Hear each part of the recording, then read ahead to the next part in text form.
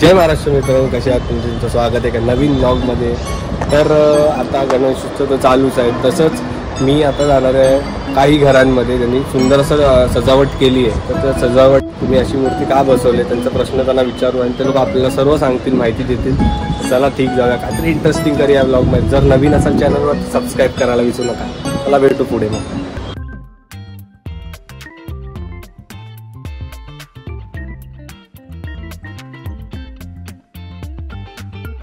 तर आपण आलो आता बाण्यांच्या राजाच्या इथे. तर इथे प्राजक्ता आहे, ती आपल्याला एक्सप्लेन करणार आहे की काय डेकोरेशन केलंय. नमस्कार, मी प्राजक्ता आहे. आमचा बाण्यांचा लाडका राजा. राजाचे आमचे आगमन झालेलं आहे. तर बेसिकली इथे बाण्यांचा राजा, त्याच्यामध्ये पूर्ण नियमावली लिहिली आहे. आगमन, प्रतिष्ठापन, महाआरती, महाप्रसाद, सांस्कृतिक खेळ आणि बायकांच्या फुगड्या. तर ह्याच्यामध्ये आमचा आलेला आहे पहिला बाण्यांचा लाडका सांस्कृतिक कार्यक्रम, जिथे स्टेज आहे आणि तिथे एक छोटासा उंदीर मामा फक्त माईकवर बोलतोय. ह्याच्यामध्ये DJ आहे, साऊंड आहे. ह्याच्यामध्ये तयारी चालू आहे. गणपती वाजत गाजत येतात आहेत. तर सगळे उंदीर मामा आमचे नाचत गाचत आलेले आहेत. इथे रांगोळी काढलेली आहे. इथे पताके लावून, मेन कोकणामध्ये असं असतं की कोकणामध्ये पताके लावून म्हणजे गणपती बाप्पांचे आगमन होतात तेव्हा ते पताक्यांची तयारी केली जाते. इथे अपंग चहावाला आहे. इथे बाण्यांचा लाडकाचा एक छोटासा असा एक संदेश दिलेला आहे. आणि तिकडे ST स्टँड उंदरेवाडी करून एक ST स्टँड आहे तिथे त्या साईडला. छोटंसं स्वयंपाकघर आहे. त्याच्यामध्ये उंदीर मामाची मावशी जेवण स्वयंपाक करत आहे. त्याच्यामध्ये लाडू बनवत आहे. इथे छोटे स्वयंपाकघर आहे. प्लस इथे धूपबत्ती केलेली जात आहे.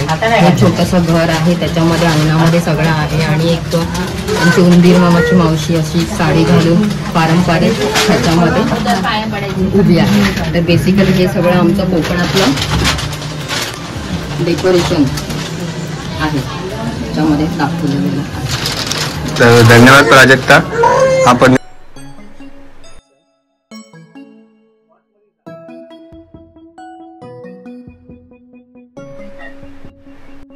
नमस्ते, मी अनिकेत राजू गोळेकर. यावर्षीचा जो गणपतीचं जे सजावट आहे ते तुम्ही बघू शकता मूर्ती बसून. यावर्षीची जी मूर्ती आहे ती श्रीकृष्ण यांच्या रूपामध्ये आम्ही स्थापन केली आहे. स्थापन श्रीकृष्ण यांच्या रूपात केले तर त्याचं डेकोरेशन सजावटही श्रीकृष्णांच्या अलग अलग रूपांमध्ये आम्ही जे दाखवलं आहे ते तुम्ही पाहू शकता. इथे श्रीकृष्ण यांचा जन्म मथुरा या ठिकाणी झाला. कंस कारागृह दाखवलं आहे. त्यांचे वडील वासुदेव हे त्यांना यमुना नदीद्वारे गोकुळात घेऊन जातानाचा हा दृश्य आहे. त्याचप्रमाणे त्या पुढे आहे ते जे श्रीकृष्ण आहेत ते गोपिकांसोबत इथे रासलीला करतानाचा हा निधिवनातलं एक दृश्य आहे. त्याचबरोबर इथे पुढे तुम्ही पाहू शकता की जे आपले श्रीकृष्ण आहेत ते 14 वर्ष महर्षी सांदीपनी आश्रम उज्जैन या ठिकाणी 14 वर्ष शिकले. आणि त्यांच्यासोबत त्यांचे बलराम आणि सुदामा ही त्यांच्या सोबत आहेत. हे तिघे 14 वर्ष या सांदीपनी आश्रमात होते उज्जैन या ठिकाणी. त्याचबरोबर पुढे जाऊया की पुढच्या दृश्याकडे जाऊया.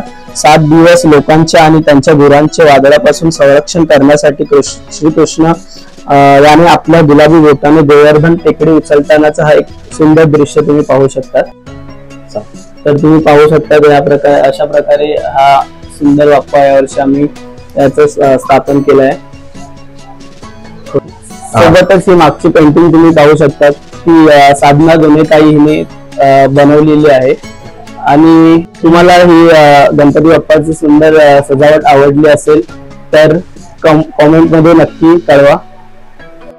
तर अनिकेत आणि सुजित, तुमचं खूप खूप धन्यवाद. आपण माझ्या चॅनलसाठी एवढी माहिती दिली, सर्वांसाठी माहिती दिली, एवढं सुंदर असं डेकोरेशन केलं तुम्ही. तर खरंच खूप धन्यवाद. आणि खरंच खूप सुंदर असं तुम्ही सजावट केली आहे. बाप्पाची मूर्ती सुद्धा सुंदर आहे. तर असे तुम्ही आपली सर्वीकडे दाखवत राहा. आणि आपण पुन्हा पुढे नक्कीच बघू की सुजित आणि अनिकेत पुढच्या वर्षी सुद्धा काय करतील ते आपण वाट पाहू. ठीक आहे, थँक्यू, धन्यवाद. आयुष.